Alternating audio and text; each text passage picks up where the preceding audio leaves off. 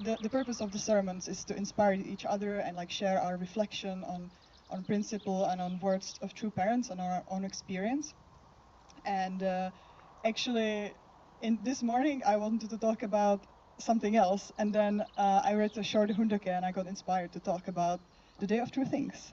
So today I'm going to talk about two things. One is today's holiday, and the second thing is about the condition Mikael mentioned before, as a small teaser, but I'll talk about it in the end. So Day of True Things, a nice holiday, and it's one of the first holidays I've actually connected to personally. So how many Day of True Things have you celebrated, people? 46. 50? 46? Maybe 40. Wow. Skip the 40. Wow. So I've heard realized 51, 50, 46. It's amazing. So you have maybe much more connection with this holiday than me. I think technically I celebrated 26 holidays of all true things, but practically I would say, like consciously thinking about it, I celebrated maybe 10, let's say. So I'm still quite new, but I wanted to share my experience with this holiday because actually Day of True Things was one of the first our church holidays where I actually really connected to. So I remember, yeah, maybe I was, okay, maybe, yeah, I was maybe, I don't know, 14 or something, where we had this harp Sunday service, or a youth Sunday service. And one auntie, she shared about this holiday and about the significance and true parents' words. And then I couldn't really grasp what was it all about. And then she had one sentence, and this sentence was stuck with me until today, actually. And this is the way how I connected with this holiday and the rest of the holidays eventually, actually. And she shared that all of the things we see around us are from God, and they're all for us. It's a third blessing, right? We should have a dominion of all the creation. So wherever you are, all around you, like everything is from God. The beautiful nature, also the things that are created, were created by someone who got the inspiration from God. And so it's very precious, and it's very precious that you can own something. So it's something from God, but it was given to you, and you can take care of it, and you can care for the things. Whether it's a small pen or your cell phone or my shoes. All these things we should treat as a precious things because it was gifts. Like not everyone can have a cell phone, not everyone can have shoes. And we should be grateful, and we should actually thank to these things. And after this sermon Auntie gave us, she did a little exercise with us. So she said, took any object you have. So I think at that time I actually had a cell phone already. And she told us to thank the thing, that the thing is there for us, that is reliable, that we can use it, and we can go through our daily lives with these objects. So at that moment I took my phone and I was like, thank you, phone. I'm you, and I can use you, and I can take selfies with my friends. And I think that same day I came home, and this is based on true things, true experience. I went home and I went through like a lot of my things, my favorite things, and I thanked them. So there was my favorite pen. So I was like, thank you, pen. And then there were like my favorite plushies on my bed. So I was like, thank you for having you guys. Like you can comfort me at night, you know. Or I went and thanked my shoes. And somehow this like left this deep feeling, and I started to really actually like my things and think about my things. So I had dirty shoes, so I cleaned them, and I somehow realized like this is what I guess the holiday is about. So we can look at our things and be grateful for them and take care of them, and the things will serve us much longer. And this experience I had as a kid, but I still somehow somewhat carrying it until now, until my adulthood.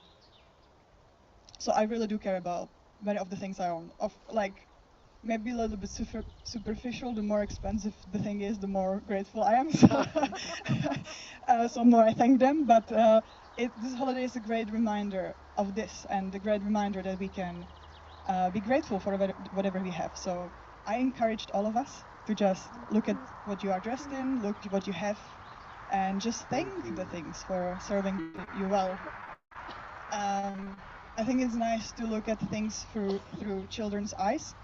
So so I encourage all of us to be a little bit like a children today and look all the things we have from a little bit different perspective, and maybe we can talk to our things a little bit and just be grateful that we have them.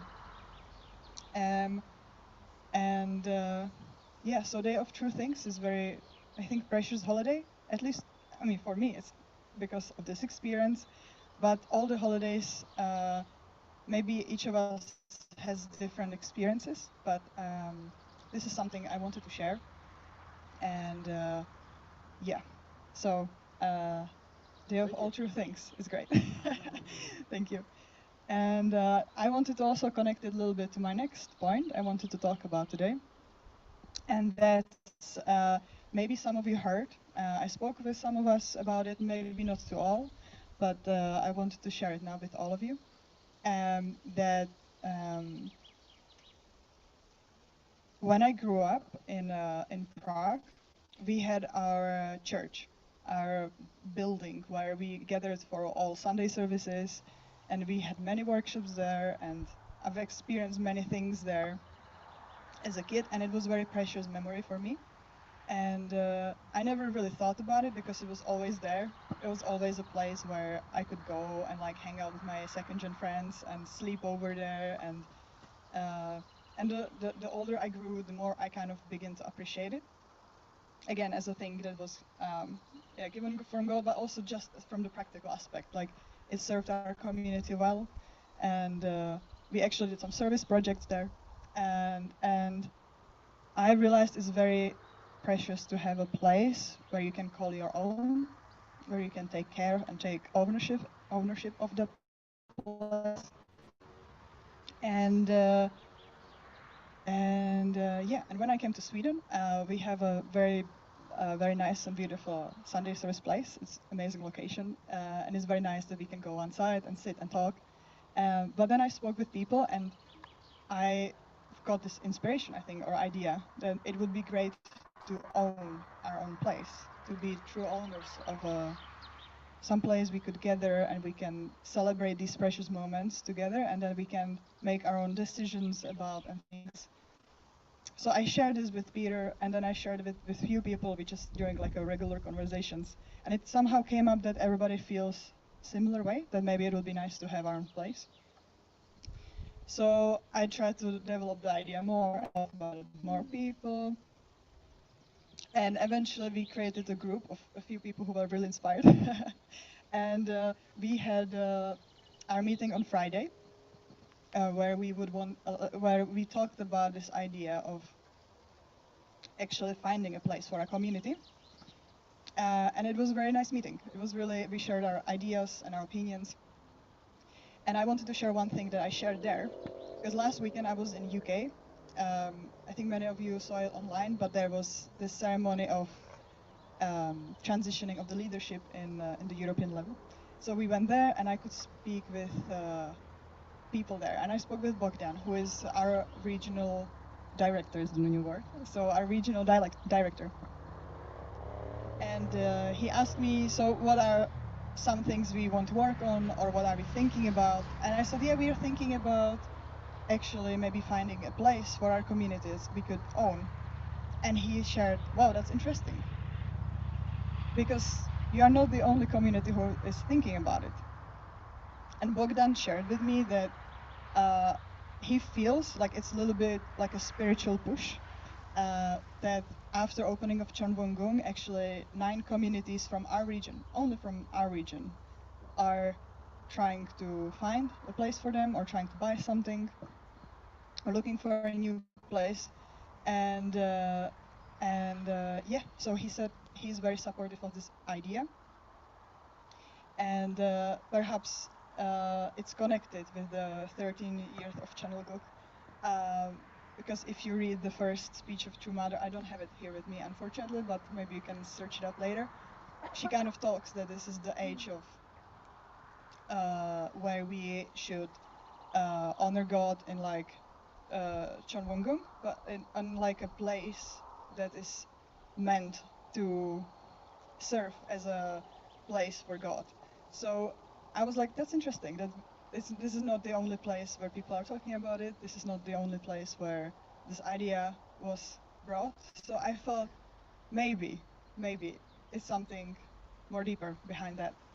So that's why we would like to do a condition, actually, starting today, as Mikael said, for the next 43 days, where we would like to pray if for this idea to come true.